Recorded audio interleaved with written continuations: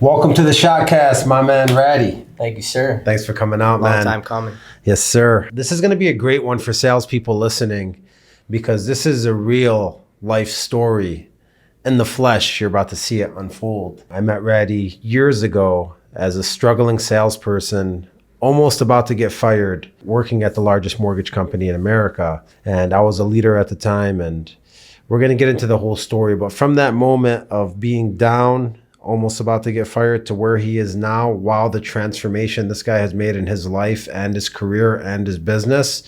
And I wanted to bring him out here to share the story because there's a lot of salespeople out there or people in business that might be in the same shoes where they feel like, right now, this might not be for them. They're headed downwards. They don't know what to do in their life. And I feel like hearing your story from where you were and where you are now might help inspire them. And we're going to go deep into what helped inspire you, what helped you with execution, what got you out of the dump. So I want to get into all of that. So welcome to the show, man. Thanks for being here. Thank you, man. I'm excited to be here. It's a long time coming. It makes me think back on like maybe 4 or 5 years ago when we used to go and hide in different office rooms to record videos and seeing where you transformed and where you're at today. I'm not saying you weren't successful. You always were. But this is pretty incredible to be able to see in person. Thank you, man. A lot of hard work to get here. So why don't we start off with the first story where we met? So if we go back to maybe 2017 or 2018, I just got a job in mortgages. I used to be in phone sales prior. Had a pretty good sales background in phone sales, but I found out pretty quickly I didn't know what mortgages were when I got hired. And shortly after, I ended up getting on letter. At that point, I give it my all in order to become successful within the company, or else I was going to lose my job. I had about 30 or 60 days in order to close a deal, and then I knew I was out. That was around the time your team got moved next to the team that I was on at the time, and you just see these people walk into the building. You can see them from a mile away, all wearing black, all had nice hair. Everyone just looked amazing. And I'd asked my buddy, I'm like, hey, Sam, who are those guys over there? And he's like, dude, those are the takers. I'm like, dude, what the hell is the takers?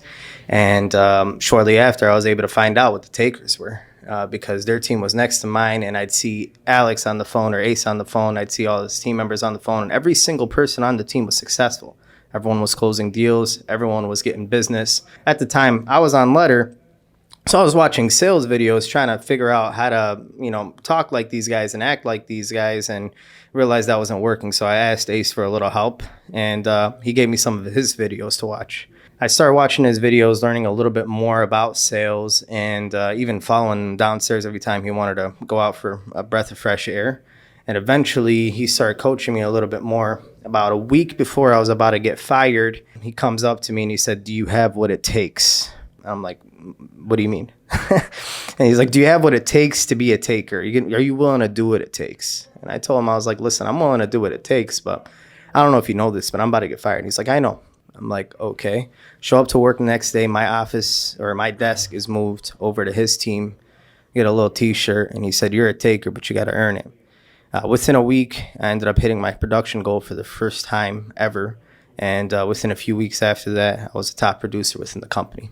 What do you think the difference was when you were struggling, you weren't closing any deals, you were kind of in the dumps, and then, coming to the team and getting the training? I mean, what was the biggest difference in the beginning? I think the difference was a number of different factors. I think I was trying too hard to sell rather than trying to actually talk to people. I think that's one big thing that you do is you have honest conversations with individuals and clients, and they trust you because of that. And figuring that out, as well as obviously sharpening up my skills when it comes to mortgages and my people skills when it comes to, seeing the difference between a deal and a person, that helped a lot. Obviously, just having a little bit more sales background, knowing when to push a little bit more. If somebody's telling you they don't want something, but deep down inside they need them, that's when having that extra, aggression or that sales swag can come in and help you out. And then when people may not necessarily need something, knowing when to back off, and that'll give you more business in the future. You see, I think that's important for any salesperson listening. A lot of salespeople are just trying to sell people to get to their check and to get to their goals, and they're forgetting that they're actually talking to humans that actually need help. So what I'm hearing from you is when you started, or when you stopped focusing on selling people and actually started focusing on building relationships and trying to help people, that was a good turning point. Yeah, it was a big turning point for me, I'd say. And I'd say not even just that. I think, being a taker changed a lot of things for me. And even though I'm not on your team anymore, I still believe I'm a taker till this day, because For sure. all of the trainings that we used to do, I still do till this day. Morning meditations, gratitude, recapping your goals, listening to your own phone calls. It kind of like reminds me of Sun Tzu, where he talks about the art of war. And you go through, and this book's actually incredible if you haven't read it. Mm-hmm. You go through every single tactic when it comes to war to prepare yourself to war. And then he tells you at the end of the book, well, the number one rule of war is to never go to war. So when you're a taker, you're well equipped to be able to produce in any sales industry. But here's the thing, you don't need to pull out that sales swag until you actually need to close a deal for a client that doesn't want it. Because if you do the right things up front and you're actually trying to help somebody out in sales, 9 times out of 10, people just listen to you. They'll do it anyway. And if you get that client that actually really needs to do it and he's, maybe a little weary, that's when you use your sales skills. You try and close a deal and he'll thank you for it later. Yeah, we were at the Rocket Mortgage Classic yesterday watching these golfers, and every single golfer before they hit the ball, they would, do their thing. They all had a different ritual, and they'd grab the ball. Some of them would breathe. Some of them would drink water. They had like a routine and a little pattern before they went to strike the ball. And as I was watching that, I said, it was so important to me to see that, because I'm like, this is what I talk about, having a ritual before you get to your craft. Why are salespeople any different than somebody that golfs, right? One phone call could be worth your whole career. It could be lucrative and it could be worth a lot of money. One phone call could be changing somebody's life. Why not have a ritual before you get to your sales day? So I showed you the morning rituals, but you kept doing the morning rituals. Not everybody does those rituals. Like, I do videos on morning rituals all the time. I've told thousands of people about morning rituals. Out of those thousands, how many of them keep doing it every single morning? This morning, today, I meditated, did breath work in the grass, did a cold ass shower so I couldn't feel my head, read, did all of my activities like you're saying, and that got me ready for my day. But what caused you to actually execute on the stuff I gave you and then keep it? Even when you're not with me anymore, you're still doing the things that I told you years and years ago. Well, so I think that's a loaded question in a sense, and I'm going to explain it to you. When I initially started doing this stuff, I found some success quickly, but that's more so because I was running away from something. I was scared of getting fired. Once I got monotone, and I know you remember this, I got monotone and I started getting a decent amount of success. I started slacking off on those things. You'd even call me out on it. I'd start showing up late, I'd start doing this, I'd start doing that. Yeah. I'd start calling off, and that's when I started realizing that I was plateauing. But then when I got back to it, I started getting success again. And then I'd go through these waves, you call them a slump, where you go high and then you go low and then you go high and then you go low.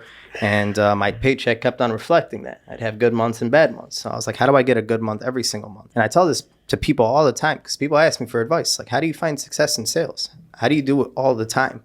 And I tell them, it's like 80% of it's just showing up. If you show up on the day you feel sick, sick to your stomach or whatever the case is, if you do your morning rituals, if you get in your mojo and you show up every single day, even on the days, just like the gym, that you don't feel like going, you're going to end up with results. It's funny that you mentioned, pro athletes, and you compared them to sales, and you said, how are we any different? We are pro athletes, but we're athletes in a different sector. I'm not talking about bench pressing more than, this guy or that guy. I'm talking about how many deals can I close today? How many clients can I help? How many people can I get in front of? And once you start operating under that mentality, you're going to find a lot more success. There'll be days where I'd feel sick to my stomach and I don't want to take a phone call, but I decide to, turn the green button on and wait for a call to come in. And then a client just ends up in an opportunity where they need help, and I end up being able to give them that help without any effort. And then boom, I was able to walk out with a deal that day. And then there's days that come in gung-ho, ready to close a deal, but nobody wants to answer the phone. So if you show up on the days you don't feel like doing it, that's half the problem. Well, we're going to unpack that a little, because I think that's important to talk to as well. But when you came in, what was I doing on my computer? You called it a certain name. What was I doing? You were doing the Morning Herald. The Morning Herald. The Morning Herald is something I've been doing probably for 10 years. It's like the morning newspaper with all of our stats, month to date, yesterday's stats, focuses, skills, inspiration, icebreakers, updates, everything that you need in a newspaper. I do this for companies all the time. I actually help them build it. I have an admin that makes it for them now and sends it out. So there's companies that are signed up for the subscription that I help them with. But I say that because athletes, after a game, they do go through statistics. They go through how many blocks. They watch film. Yeah, they watch film. They go through how many blocks, how many steals, the offense, the defense, the shot percentage. And then what do they do with those stats? They dissect it and they do call outs and they do prop outs and they focus on other things at practice so they could update their stats or upgrade their stats and get better stats in the next game. Or even the other angle of that is they look at the other team's stats. Who's the best blocker? Who's the best at defense? Who's the best at offense? Who's the best shooter? How are we going to protect it? How are we going to guard? What kind of defense are we going to play? What kind of offense should we play? So they're doing game films and stats from both sides. So salespeople have those same exact stats. You have how many dials, how much talk time, how many credits did you pull, if credits isn't your thing. How much outbound versus how much inbound? What's your average call length? How long does it take you to close the deal? How long should it take you to close the deal? And you could dissect. I could look at a salesperson's stats and tell you exactly where their problem is. I could say, hey, you got a bunch of dials, a little bit of talk time. You know what that means? You suck when somebody gets on the phone. You can't keep them on the phone. Or I could say you got a bunch of dials, bunch of pickups, but your average call is not going over 15 to 25 seconds. You need help with the introduction. Or I could say you got a bunch of calls, bunch of answers, long talk time, but you're not closing deals. That means that you have a conversion issue. You're not building relationships. So show me your stats as a salesperson. I'll tell you exactly where your problem is. Now, the thing is, salespeople need to come in and they need to look at these stats and say, what did I do yesterday? What should I do today? How should I change it? And what could I do to better myself? And I feel like a lot of salespeople don't come in with that approach. It's just like, oh, here's the report with dials. Like they literally breeze past it. They don't even consciously look at their numbers. And I want to punch in here, man, because this ties me to something that I even seen recently. I was at a meeting and one of the guest speakers was Bill Belichick, the coach for the Patriots for God knows how many years. He's got a bunch of Super Bowl rings, arguably the best coach of all time. They were asking him, it's like, what makes you different than all the other coaches? Why did Tom Brady thrive under you, and why wouldn't he thrive under any other coach? And he said, the main thing that I tried doing throughout my entire career is after every game, good or bad, I'd pull out film and we'd sit down and we'd go through every single thing that every person did on the team throughout every single play, and we all held each other accountable. It's like, hey man, you slipped up on that play. And I'd expect my guys to come back and say, hey, you know what I did? It won't happen again.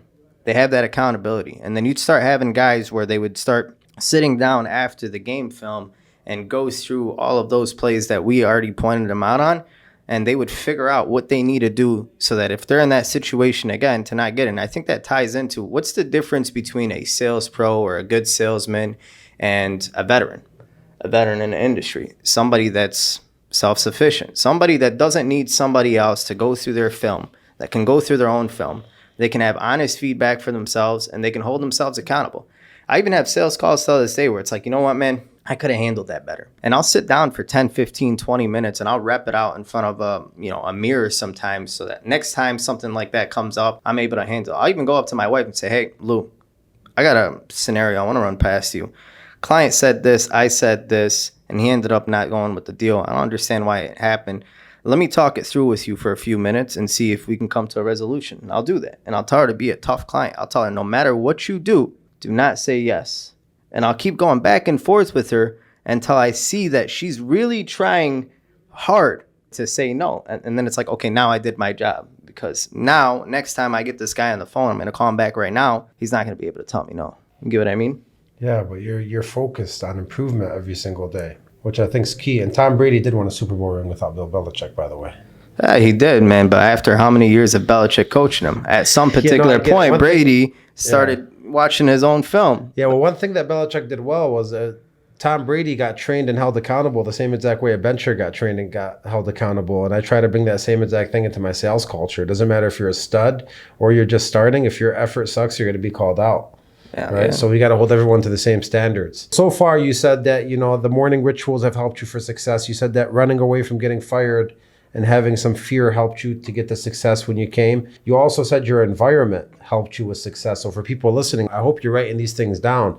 These are the things that have changed your career and your life. The environment, being around people that are hustling and winning. But you did bring up something that I want to uncover. I gave you the sauce. You got promoted. You weren't getting fired anymore. You started making money. And then now I do remember there was a phase of a couple of months where you were down in the dumps still and you went back to your old habits. And I'm like, what the hell's going on, man? Like, why you sound defeated? Why don't you sound the same? Why are you letting go of those things? And I want to talk about that because there's a lot of people that they do get the information, they apply it, they'll have a great month. Then the next month they're back to their old ways and then they're wondering why they're not successful. What do you think caused you to go back to that old way? It was actually you that pulled me out of that slump, and we talked about it, and then you made a whole video about it. Yep. Always grateful, but never satisfied. I don't know if you remember that one. I remember that video. Yeah. I still listen to it. I think one of the biggest things people run into when they're finding success, if they're running from fear, there's two prime motivators in this world. There's fear of failure, and that'll get you to start moving until you don't have that fear of failure, and then you're good, and good is the enemy of great.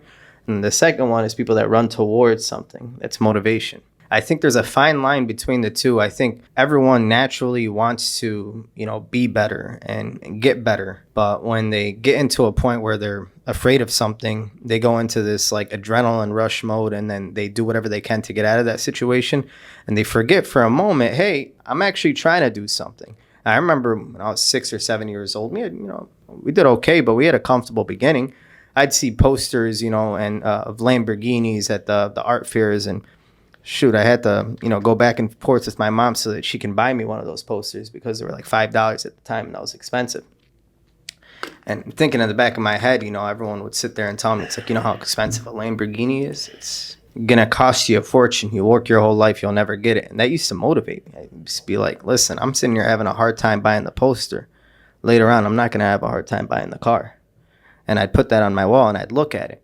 But all of that goes away when you're at a point of fear. And I think that's what happened when I was at a point of fear. I had a big adrenaline rush. I got out of the point of fear and I was just comfortable. And I forgot about the motivation until you and I sat down and talked about it. Because once you realize you're in a good position, I don't want you to think about, okay, I don't have to worry about paying the bills anymore. I don't have to worry about my family anymore. I want you to start worrying about, so what can I do now? What do I want to do now? What do I want to see myself accomplish in life? And that goes back to like goal planning.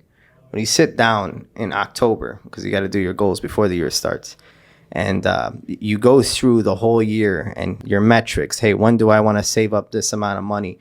What do I want to do with this money when I get it? How is that going to help me in the future? How can I get better? How do I get to a point in 5 years or 3 years and 10 years where I have the Lamborghini or I have the huge mansion or I have this and I have that? And then you start getting motivated, and then you start putting that vision board in front of you. You have something to wake up to in the morning. You go through your gratitude, and that puts you in a position where it's like now you're fighting for something, so that adrenaline rushes back. And then you're trying to close those deals. You're trying to show up early. You're trying to be there. You're trying to be your top peak performer so that you can hit those goals. And then once you get there, you become grateful about it, and you write down new goals because you're not satisfied. So you're saying you got comfortable, but because of our talk we had about always grateful but never satisfied, that really taught you to start raising the bar and go for bigger things in life and constantly keep improving that bar. Listen, man, when you first met me, I just didn't want to get fired. And you got me out of that situation. And what you taught me got me out of that situation. But I forgot about the Lamborghini poster. Yeah. So you forgot about what you were fighting for and the finer things and raising that bar. So for anybody that's in a slump or comfortable, maybe you need to remember, what's the next step for you? How could you raise the bar in your life? And that comes with goal planning and reading your goals every single day and remembering that I'm here right now, but in 60 days I could be here, in 100 days I could be here, in 200 days I could be here, in 500 days I could be here, and continuing to remind yourself of where you're headed, what your purpose is and what your goals are, which I think are important. Ace, I think the toughest thing, and I've been through some tough things, I think for me the toughest thing I've ever had to go through is the day after hitting a goal. And the reason being is I'd fight so hard to hit that goal, I'm not focused on what's next. And once I hit that goal, I'm celebrating, I'm happy, I'm excited. Mm-hmm. And the day after, I'm like, okay, what now? Yeah, you're back to zero. Exactly. which is, it's a mind fuck for salespeople. You have a great month, next day you're at zero. Great month, next day you're at zero. You're constantly rebuilding yourself. And that's why I say every single day I wake up like I'm broke. Every single day, it's day one of day one. Doesn't matter what happened yesterday, what happens tomorrow. It's all about today. And if you could give your all every single day and then live like that as a lifestyle, it's no longer about last month or next month or this year or last year. It's just about, I'm going to give my all today. Doesn't matter what I'm doing. I'm going to wake up and give my all today. But why is that? Because I'm driven and I know my purpose and I know what I'm fighting for. Exactly. Once you actually become like a really good goal planner, because goal planning is a skill too, and you're able to get yourself to a point where you can see after next month, and you can see after next year, and you can see after the next 3 years, and you can see after the next 10 years, you get on the spectrum where it's like, now I already know what I want to do for my entire life. So every time you hit a goal, you already know what the next goal is. That's why you don't stop. Yeah. And I think that's a big hurdle a lot of people are going to run into, because until you push yourself to the edge, until you're really doing your best to hit your peak performance, you're not worthy enough to plan your goals for the rest of your life. You got to push yourself to the edge first, and then you can plan your goals for the rest of your life. And then that's when you get to a point where it's like, now you're on stage, now you're moving, now you're running, now you're going, hey, I hit a goal, I did this, my all-time best is only good enough for yesterday, I'm on to the next one. You're in that mentality because you push yourself to the breaking point. Yeah. You got to the edge. But I guarantee maybe Ace 10 or 15 years ago, every time he'd hit a goal, he's like, smoking cigs with the friends the next day, like, hey, I don't know what to do. Yeah, when I was growing up, I would just enjoy the weekends and work to play, Yeah. Now I'm working so I could play full time. There you go. And do whatever I want. When I first met you, what were you making? What was I making? I was losing money every month. You're negative. Yeah, you remember that? So when you write a mortgage, they charge you back. The deal doesn't close. So I was averaging nothing a month. I'd get a book in, and then I'd get charged back for it. The deal wouldn't close, so I ended up losing money. So you're making negative checks when I met you. What's your biggest check you made now? 110 grand in a month. 110,000 in a month. What are you averaging every single month? Bad market right now, maybe 20, 30. You're never allowed to say it's a bad market, especially inside my studio. I know. It's the hottest market. It's always the hottest because the market is in your mind, my brother. That's why I came to talk to you. People need the cash. Let's give you a little objection handling right now. Show these people your skills. Throw me on stage. Right? Yes, sir. First of all, hit me with the introduction. I'm going to throw some objections at you. What am I selling you? We'll start off with selling me the 10 Keys to Sales book. Hey, Alex, this is Radi. How's it going today? Good. Nice, man. Well, hey, listen, I noticed you're actually running and operating a mortgage company, so you guys probably deal a lot with sales. Is that correct? We're all sales. You're all sales. Nice. Well, do you guys have any formulas or platforms that you follow in order to close deals? Just what I tell my guys.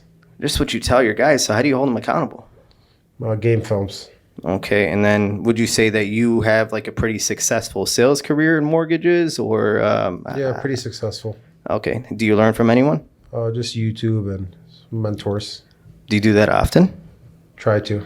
Well, here's the thing. I'm running into a lot of people that are in the mortgage industry that are doing the same things, and that's why you have these average numbers where everyone's kind of like performing at the same level, and no one's really breaking the game. Now that I've been looking into mortgages for quite some time, I'm noticing that the folks that are doing something different are finding different results that could be better or worse. Have you ever thought about maybe following a specific formula?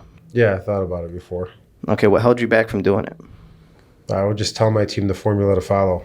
Okay, but what about you? Do you follow a formula? Yeah, I have pretty much the same routine on every call. Okay, that's amazing. Now, if all of your sales associates were able to follow your same routine on every single call, would you feel like your numbers are better? Like if you had like 10 aces? Sure. Yeah. 100%. So how about we make that happen for you? Have you heard about Acez Keys to Success? No. Okay, so I got to sit down and talk to you about this, because what Acez Keys to Success is, it's pretty much the top salespeople in the country, or maybe even in the world, put together a book and a formula for all of their sales associates to run and operate, so that within a month or two, max, you're in a position where not only you are a top producer, but every single person on your team is performing at your level or better. How does that sound? Sounds pretty good, but let me think about it. I get that you want to think about it, but there's nothing to think about yet. I got to show you the numbers first. Are you available at 3 p.m. later on today? Yeah. All right, so I'm going to come by your office. I'm going to bring the Keys to Success with me. We're going to go down and walk through it, and I'm actually going to test it on one of your loan officers. Pretty much at that point, you're going to be able to see him start operating on a machine mode mentality, running through a specific formula instead of a script, and he'll be able to hold himself accountable for it.